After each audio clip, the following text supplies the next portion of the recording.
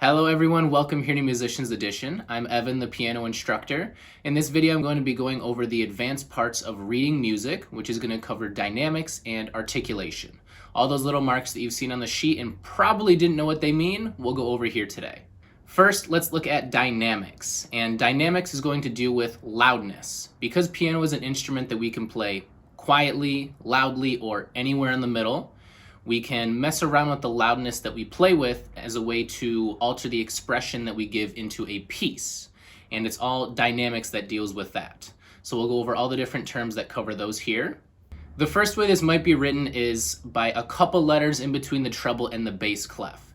Here's an example here that says MF, and this is actually Italian, which stands for mezzo forte. And that's the language that these originate from. All these are going to be derived from Italian. So I'm going to go ahead and pull up a chart that's going to show what all these different loudness things are and what they mean.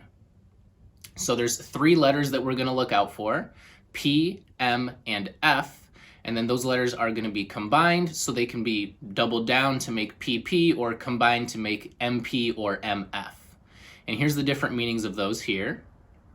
From quietest to loudest, we have PP, which is pianissimo, which is very quiet. So just barely getting that sound off. Then there's P, which is still quiet, but not quite as quiet. MP, quite quiet for mezzo piano. MF was that mezzo forte, which is quite loud, which is kind of like the standard loudness you would play with. F is forte, loud. FF is fortissimo, which is very loud. So anywhere in that range we could see on the sheet as an indication of what the composer had in mind for us to play as far as the loudness of that section of notes.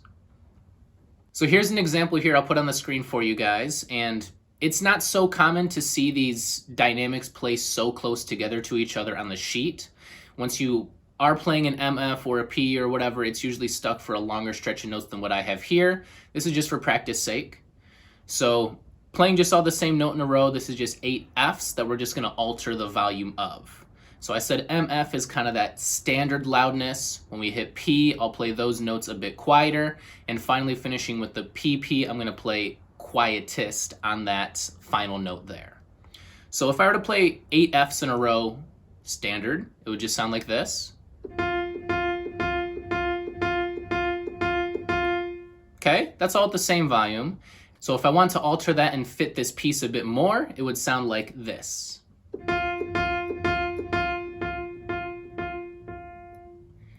And that's following that MF down to the P for quieter and then PP for the quietest part. And the way we can work that into a piece is by altering the volume we play, and that allows for more expression on the piano, which can resolve in a more emotional kind of piece or kind of a piece that you can personalize to your own liking, playing around with those different volumes. Let's move on to another way that we can work in dynamics. As opposed to staying at the same volume for a certain stretch of notes, we can work on gradually increasing or gradually decreasing the volume of the notes over time. And those terms for that is going to be crescendo and diminuendo. Crescendo is going to be the gradual increase over time, and diminuendo is the gradual decrease over time. Both of those can be used in pieces to show increases in volumes as you build up towards some kind of a build, or then diminuendos as you decrease down, maybe towards the end of a piece as it gets softer and softer there. And the symbols for both of those is like a big greater than or less than symbol that's stretched across for whatever the length of notes that is going to be applied for. Okay, so let's look at an example for this. We're going to combine the letters of dynamics along with crescendos and diminuendos. In this example, you can see we are starting off playing softly with the P, and that first one is going to be the crescendo, starting off small and getting bigger, building up to the mezzo forte, which is the standard loudness, and then diminuendo back down to the P or soft playing. So again, just the same note over and over here just to get the practice with it. So if I were to play this regularly, just without paying attention to those dynamics, I would just be playing 9 Fs at the same volume in a row.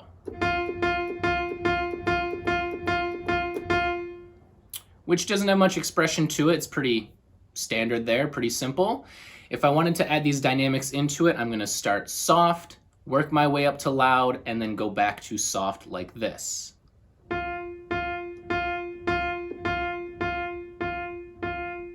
More like that. I start soft, gradually louder, loudest on that fifth one, and then back down to soft. All right, and that's it for that. Let's move on to our next thing. Now let's move on to other types of marks that we might see on the sheet around our notes, and we're gonna call these articulations. Articulations are just other kinds of changes we can make to the notes as we perform them. Again, we're talking about expression, changing the way we play the piano across the sheet here with these, and let's go into these examples that we're gonna come across. The first of these, you might see lines connecting notes across a piece, and it could mean two different things depending on if it's connecting between the same two notes or if it's connecting across different kinds of notes. I'll cover both of those just in case you're not familiar with them. If it is a line connecting the same exact notes, like an E to another E, not an octave up or down, but just the same note connected by this kind of parentheses line between them, that's going to be called a tie. And a tie means we just hold the length of that note for the duration of the first one plus the second one. These can be seen in the middle of measures, but they are most frequently used to connect two measures because there's no other way to show, for in this example, a note playing for 6 beats other than using this tie to show that. So in this example, it's taking the 4 beats of the whole note and we're continuing to hold it for the 2 beats of the half note that comes right after. And pretty simple there, that's how the tie would work. So I would press and hold that whole note of E for 1, 2, 3, 4, 5, 6 before I play the notes that come right after it. And that's ties. Let's go into the other form of these connecting lines, and those are going to be called legato or slurs. And these come into effect only if it's connecting between different kinds of notes. Any two notes, so instead of in that example, if it was E to E, E to any other note on the piano with those lines connecting it is going to be a legato or a slur. And they do have a totally different meaning from the ties. And the meaning for these is going to be we play extra connected, just like how we have these lines connecting the notes, we're going to make sure we play extra connected between that series of notes there. As opposed to playing separated, we'll play it nice and connected. So let's look at this example here. So if I were to play this regular without legato, there's a couple ways I could play this. I could play them really distinctly separated. So if I'm starting off from that D, and I'm gonna go up to A, G, F, and finish on E, I could play it regularly without paying attention to that articulation like this. Or the legato would change it to be more like this. So extra connected, no gaps of space in between those notes. So that was for a series of notes. That's what most of these have been for. Let's go ahead and cover some individual note markers. And the first one I'll start off with is the opposite of legato, and that is staccato. So as legato was nice and connected, staccato is disconnected or detached, meaning there's a brief moment of silence in between that note that's marked staccato and the note that comes right after it. And that staccato mark is going to be just a dot above or below the note there. So when we read that staccato note, here's an example here. And this is the same example I just did with legato. So as legato, I played it connected like this.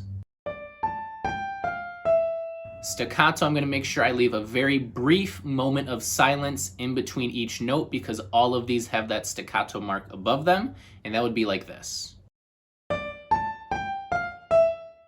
So I'm not quite holding it for that full duration into the next note. It's detached, more disconnected, so they stand out a bit more from each other.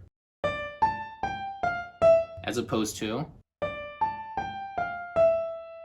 All right, and that covers staccato and legato. Next will be accents. Accents is a little greater than symbol that's going to be above or below the note, and it means we play with a sudden hit of force. There's an extra accent on that note. We play it with a bit extra force so it stands out in the piece more. Okay, so let's look at some examples of playing with accents. So this piece is a bit similar to the other ones we did. We'll start on that D, play up to A, G, F, back up to B, and then down to that F there. So if I wanted to play this regularly without paying attention to those accent marks, I'd apply the same volume to each of them like this.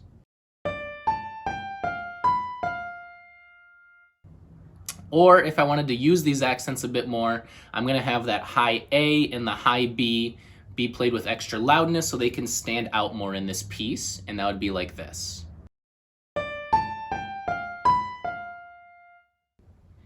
All right, and that is it for accents. Let's move on to our next one, which is going to be tenuto. Tenuto means we are leaning extra hard on that note. We're making sure it really, really connects to that next note, holding for the full duration until it goes into the next one there. And it's kind of fitting here. It's just a horizontal line showing that we are holding it for the full length, making sure we're playing it all the way into the next note. So here's an example showing that with just a few whole notes. And so for these, we would just make sure we hold those whole notes for that full duration all until the next one, as opposed to leaving any amount of space, as close to it as we can before we lift up and press that next note. So for this, I'm just playing D, C, D, C. So I would count it out 1, 2, 3, 4, 1, 2, 3, 4, 1, 2, 3, 4, 1, 2, 3, 4. Not leaving any space between the lift off of the one note before I press the next one. They are happening at the same exact time, so I'm playing it for the full length there. The last one of these single notes is fermata. Fermata looks kind of like an I, the top half of an I. It's got the little dot in the middle and the little semicircle above it. That is fermata. And fermata means the note can be played longer than the duration that it is written as. This can be seen in the middle of a piece, but it's most commonly seen at the end of a piece, showing you can hold that final note for longer than what it signifies in the piece. So in this example that you can see here, we just have one whole note, and we can see that double bar line at the end showing the end of the piece. So this is the final note. And typically we'll have the option to play this for either the regular amount of time that it's signified there with the notes, in this case 4 beats for a whole note. Or we could hold it for maybe double the amount of beats if we choose to. You know, there's no set rule for this. Anywhere in the middle, what you see fit for this is what we'll play. So for this whole note, I can hold it for anywhere between 4 and 8 beats to finish off that piece. Just 1, 2, 3, 4, and anywhere in the middle before I get up to 8, I can hold it for as long as I choose to there. And that is all for the single note changes. And here's just a chart showing all those again with the symbol, the term, and the meaning there so you guys can jot those down. We had staccato, detached, accent right on the note, tenuto, and then fermata. And that's for the single changes. We also covered ties, legato, and we went over those dynamics earlier as well too. There's just one more I'm going to go into before the end of this video, and that's going to be changes we can apply to a chord. As opposed to single notes, let's talk about a change we can do to chords. And that's going to be adding a little squiggly line next to that chord. And that's telling us to play it not at the same time, but a bit more disconnected, that it creates an arpeggiated chord. So let's look at this example here, where I have a 4-note chord, and that is D, F, A, and C. If I were to play this without paying attention to that mark, I would just be playing all 4 notes at the same time because they're stacked right on top of each other, like this. A regular D major 7th chord. To play around with this and add that effect that that symbol's telling me, I would play it arpeggiated, where the bottom note that I'm playing with my right thumb here is going to be played first, with the rest coming just after, more like this. Versus this, a bit more detached or arpeggiated.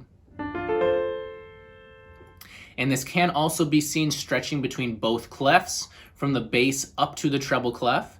And that would just mean we're playing both the left hands together as this arpeggiated chord, where the lowest note with the left hand would be going first, and we work our way up bit by bit to the highest note of the right hand eventually.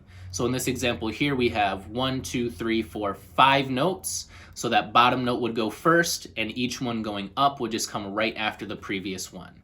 So it can be done with just one-handed chords or two-handed chords and pieces. And that is it as far as the advanced reading for this video. We went over dynamics and articulation. And both of these are just a great way to add your own personalized expression into pieces. Remember, as you're reading this, this is just the composer's suggestion to you for what they had in mind for that. You can really play around with the different kinds of feels you like, and using these notes as those suggestions, play around with different ways that you can play that piece so you feel like you have the best expression, you've tailored it to yourself, it comes across the best way that you deem fit. There's no set rules for how you have to play a piece. You can always make it your own. Using these things as suggestions, you can start to play around with the volume and different kind of things you can do to change the piece other than just playing the notes as they're written. All right, enjoy playing, and I'll see you next time.